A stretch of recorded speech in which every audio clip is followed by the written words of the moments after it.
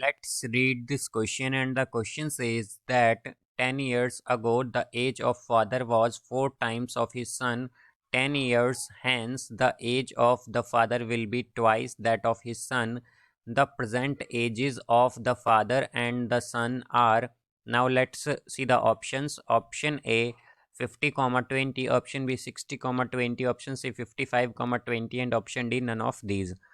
तो आइए अब इस क्वेश्चन को यहाँ पर हम सॉल्व कर लेते हैं। इस क्वेश्चन में कहा गया है कि 10 ईयर्स अगो जो एज होगी फादर की वो 4 टाइम्स होगी ऑफ हिज सन, और 10 ईयर्स हैंस जो एज होगी फादर की वो ट्वाइस होगी ऑफ हिज सन। तो हमें प्रेजेंट एज बतानी है फादर और सन की। तो यहाँ पर हम लेट कर लेंगे, let the age of son, the age of son be x and age of father father be y. Father की एज को हमने वाई मान लिया है और सन की एज को एक्स।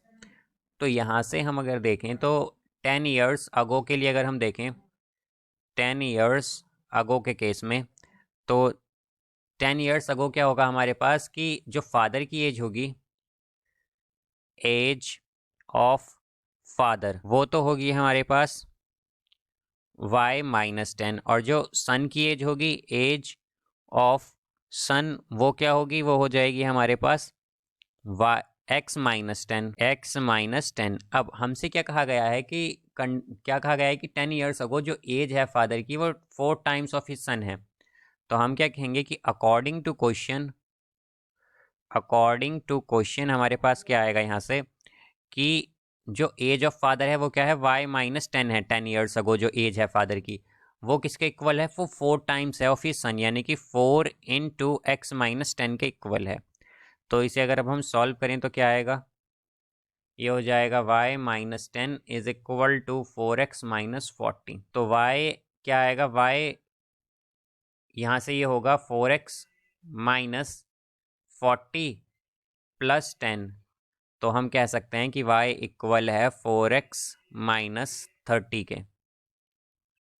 तो इसे हम फर्स्ट इक्वेशन मान लेंगे। अब कहा गया है कि 10 ईयर्स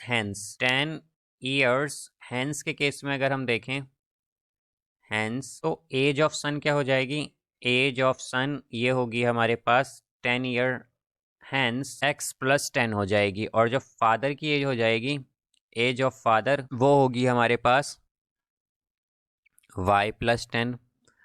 अब अकॉर्डिंग टू क्वेश्चन अगर हम देखें, अकॉर्डिंग टू क्वेश्चन, तो ये आएगा हमारे पास, यहाँ पर कहा गया है कि 10 ईयर्स हैंस जो एज है फादर की वो ट्वाइस है ऑफ हिज सन। तो फादर की एज 10 ईयर हैंस क्या हो रही है, y प्लस 10। तो y प्लस 10 इक्वल होगा ट्वाइस ऑफ हिज सन, यानी कि x प्लस 10 के। तो इसे हम क्या लिख सकते हैं, इसे हम लिख सकते हैं y plus 10 is equal to 2x plus 20। तो y क्या आएगा, y आएगा यहाँ से हमारे पास 2x प्लस 20 माइनस 10, यानी कि y होगा हमारे पास 2x प्लस 10। ये हमारी इक्वेशन सेकंड है। तो यहाँ पर हम अगर इक्वेशन फर्स्ट और सेकंड को देखें तो हमारे पास y की वैल्यूज दोनों से आ रही है यहाँ पर, तो हम क्या कर सकते हैं, इक्वेट कर सकते हैं, इक्वेटिंग फर्स्ट एंड सेकंड।